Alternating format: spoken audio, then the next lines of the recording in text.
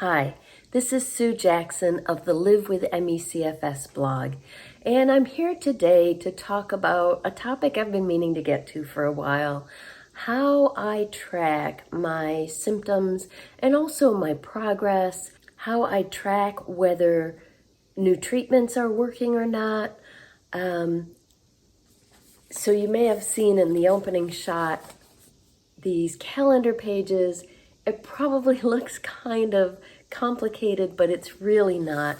And I wanted to run through that with you because tracking how I feel and my exertion level has really helped me over the years, particularly in seeing trends that when you're in the midst of the day-to-day you might not see otherwise, and also in seeing how much exertion is too much for me, in being able to tell what treatments are helping and which aren't, and just generally helping me to have some data about my illness. I do think this helped me initially. It took me about a year to find a diagnosis, but if you have MECFS, that's actually a very short time. Many people go without an accurate diagnosis for 5 years, 10 years, 15 years is not unheard of. And I do think the fact that I measure things and keep data helped me to be taken seriously by the doctors that I saw. I have only rarely encountered some of those horror stories that you hear from patients of being dismissed by doctors, told it's all in their head, sent to a psychiatrist, etc. I think I missed a lot of that because I tend to be a very analytical person, and I think keeping data helped me in that way too. So let's dive into it. Just a quick note, I also use a heart rate monitor and my phone as a step counter. Well, I have an Apple Watch right now, which does both, to monitor exertion and when I'm doing too much, how to stay within my limits.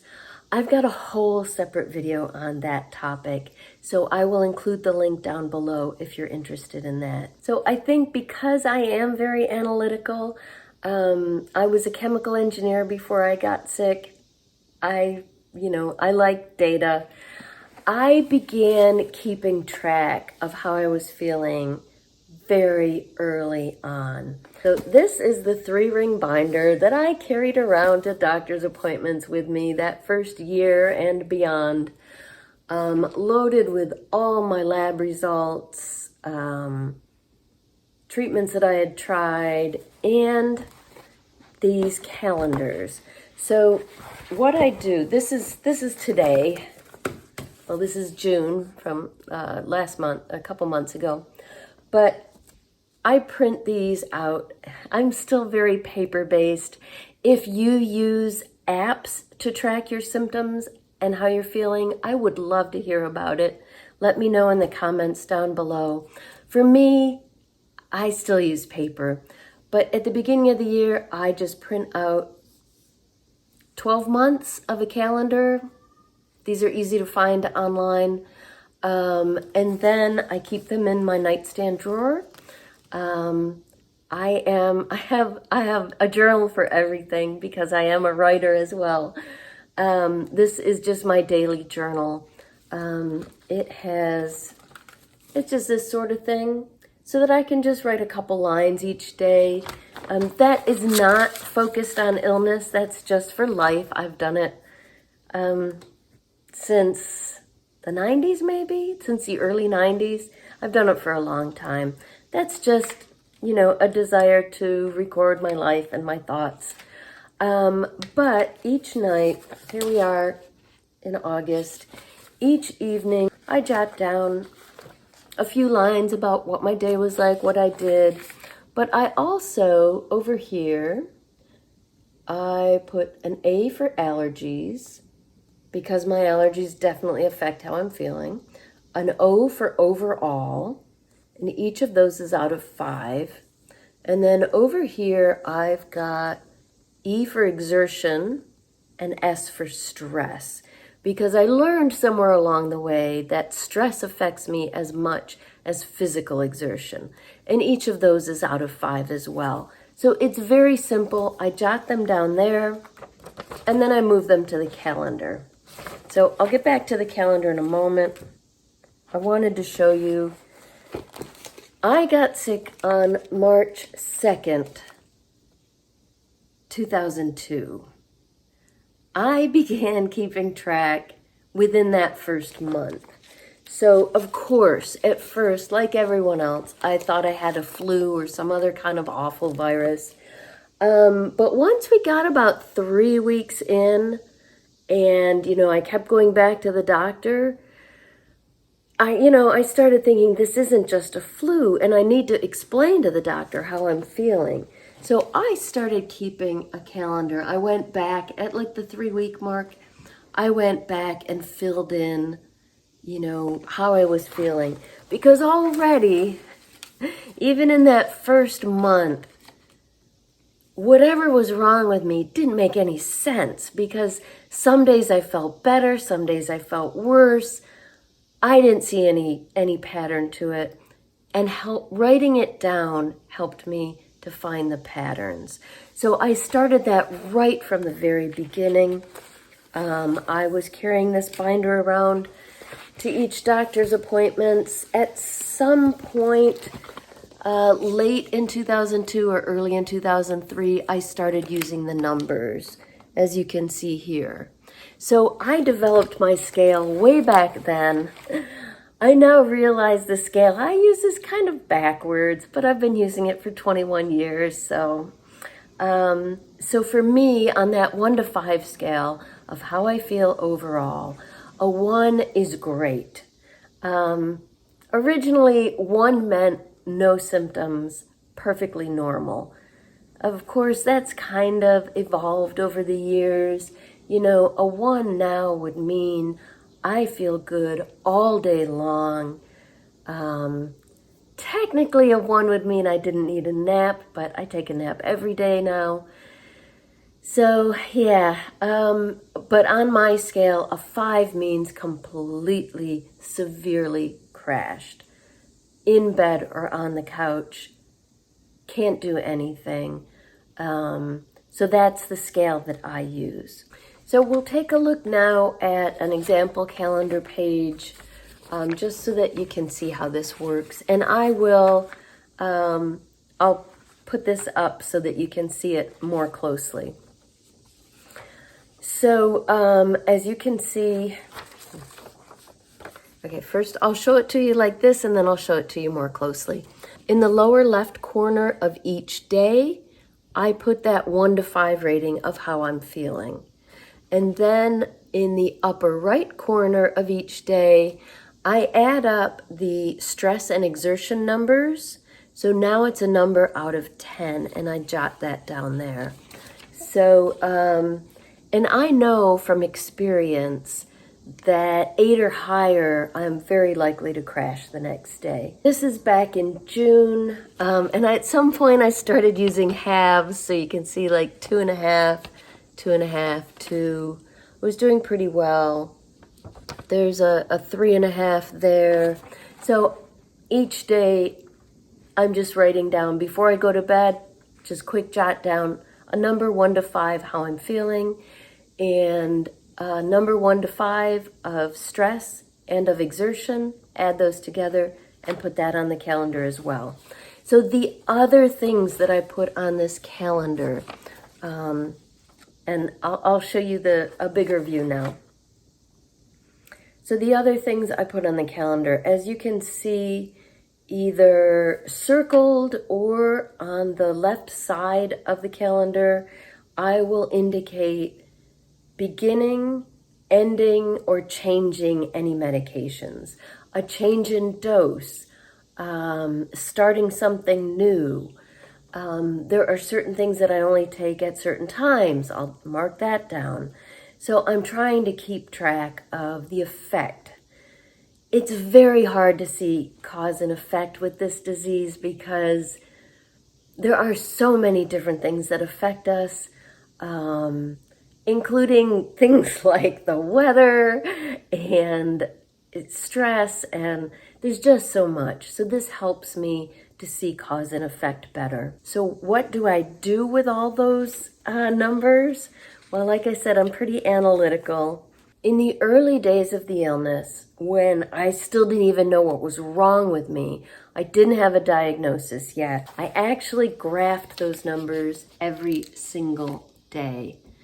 So that's a daily graph. You can see the 1 to 5 scale on the left-hand side. Because it was the first time, this is page 1 of like 45 pages. And that may seem a little bit too analytical to you, but this really helped me when I was talking to doctors. And early on, I was already putting notes there up on top here about treatments, if I started something, if I ended something, and being able to show my doctor these ups and downs. When I first found the primary care doctor I've had for 21 years, the one who actually diagnosed me, I think this is a lot of what helped her diagnose me. Now, she did say she had other patients with what she called chronic fatigue syndrome at the time. But as soon as she saw my graphs and me explaining, I don't understand why some days I feel better and some days I feel awful again, I think that is a big part of what helped her diagnose me, because she'd seen other patients with ME/CFS. She knew about the exertion intolerance. Now, not very many doctors do know that, but I do think it helped me get a diagnosis initially. Here is page 51 of my graphs. This was November 2006. I was still doing the daily graphs. At around that point, things were kind of stabilizing for me. My doctor had given me several treatments that were helping. Actually, around that time, we were just dealing with both of our sons also getting ME/CFS. But for me, I kind of felt like things were stabilizing. And I switched to only graphing on a monthly basis. This was last year. You can see January 2022. Yes, this calendar is more full than most of them because in January 2022, I got COVID on top of my ME/CFS and Lyme disease. So things were happening. My symptoms were far worse and I had a lot more symptoms. I was trying new treatments. There was a lot going on. So I really filled the calendar up. But what I wanted to show you is up here at the top. At the end of each month, I just add up the how I was feeling scores, the 1 to 5s, and take the average. So back in January 2022, the average was 3.8. Remember, 5 is worse and 1 is better. So yeah, that was when I had COVID. I was in terrible shape. And at some point, I also started tracking how much of the time I am crashed. By my definition, that's like a 3.5 or higher. It was just a 4 or 5, then I started using halves. So any time I've got a 3.5 or higher here, I just look at, that's, in this case, that was 65%. That was one of my worst months, obviously. Let's see, there we go. By June last year, I was doing a whole lot better. The calendar's not as full with treatments and symptoms, and my average was 2.7, and I was crashed only 10% of the time. That's about average for me. Not quite back to my baseline. I was still working on that, but pretty close. So I do still make graphs, but only monthly. What I graph now is still how I was feeling overall. So this, it really helps me to see trends. The graph still helps me to see, like you can very clearly see the huge downward trend there when I got COVID. I was doing not too bad the previous fall and then crash. And you can see gradually coming up again until, August last year when I had to stop taking birth control pills, sent my endocrine system into chaos, and you can see another downward trend there. So I'm a little behind on my graphs. And then I also graph the percent of time that I was crashed. And you can see I'm still making notes across the top, any new treatments, what was going on at the time. So that's my system. I hope that doesn't seem too complicated for you. I hope it doesn't look too complicated. It's really not. I think the important thing is, at the minimum, if you can jot down each day how you felt on whatever scale you like. There are some scales available. I know Dr. Bell, when he's retired now, but Dr. David Bell created a scale for MECFS. There are other scales of how well you're functioning. Some just use a 100% scale, where you are on that, which is why I said mine's kind of backwards, because lower is better on my scale. So yeah, if you want to do, there is a scale for MECFS that goes by how well you can function compared to like what normal might have been for you. So if you're able to, manage 20% of what you used to do, or 50% or 60%, you can do it that way too. But whatever scale you use, the important thing is write it down, make a note of how you're feeling each day before you go to bed while it's fresh in your mind. It's a great idea to also keep track of any new treatments you try, any changes in your life. Exertion's another piece that really helps to keep track of. So as I mentioned at the beginning of the video, I do use heart rate. And now that I've got an Apple Watch, heart rate variability, as well as the number of steps I take, that helps give me an idea of how active I was that day. I mean, normally you can tell, but that really it gives me data. So that feeds into it as well. But the important thing is to just, in whatever way works for you, and maybe an app works better for you. I'd love to hear about those. Whatever way works for you, somehow keep track of how you're feeling. The exertion piece is very important for MECFS, since too much exertion makes us crash. And treatment so that you can see cause and effect. So that's what I do. I would love to hear your input. Tell me how you keep track of your symptoms, your illness, new treatments, cause and effect. I'd love to hear about it. I know I have a lot to learn since I am still very paper-based, and other people I know use apps and other electronic forms. So let me know what you do. Tell me about it in the comments down below. And check the notes below for more details on some of the things I've mentioned here today.